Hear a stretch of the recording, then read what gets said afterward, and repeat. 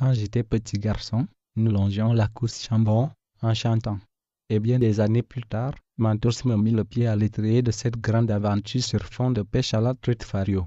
En décembre 2014, je me rendis juste au-dessus de Néché pour documenter de quelques photographies un projet culturel en lien avec cette passerelle. De là, je découvris alors la Causse Chambon. Je n'ai pas encore osé pêcher là tellement j'ai été impressionné, mais qui sait, un jour peut-être viendra. Peu d'informations circulent sur la pêche de cette écouse. Elle est pourtant très belle pour le peu que j'en ai vu et l'infime que j'en ai pêché bien en amont. Les histoires, elles, vont bon train. Les deux frangins de Néché que nous avions rencontrés la remplissaient de chevens qui remontaient son cours depuis l'Allier. Les barrages, d'autrefois destinés à l'irrigation ou à l'alimentation en eau des populations détruites au fil du temps.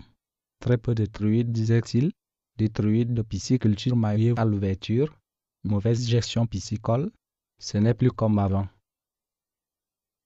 Philippe me dira que pas très loin au-dessus de là où nous avons discuté, il y a des trous dans lesquels bien des pêcheurs viennent et qu'ils s'en prennent de très grosses. Un autre me parlera du lac Chambon dont le bassin réchauffe l'eau de la Causse, rendant sa température estivale trop élevée pour permettre aux truites de s'y plaire. Des chevens qui peuplent le lac sans faire babiner les orteils pour peu qu'on les attire avec un peu de pain peuvent aussi redescendre vers l'Allier, tout comme des truites mises pour à l'ouverture sur la période estivale. C'est vrai qu'elle est tellement belle là où nous l'avons pêchée que j'ai eu l'impression à un moment donné qu'il n'y avait aucune truite. Peut-être une mauvaise heure. Peut-être certaines des histoires étaient-elles vraies.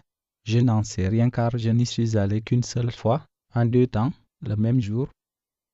Je me souviens pourtant avoir hurlé à 11h56 et avoir vécu tellement de choses cette journée-là, de la traque du poisson à l'aventure intérieure en passant par des états partagés avec Mentos.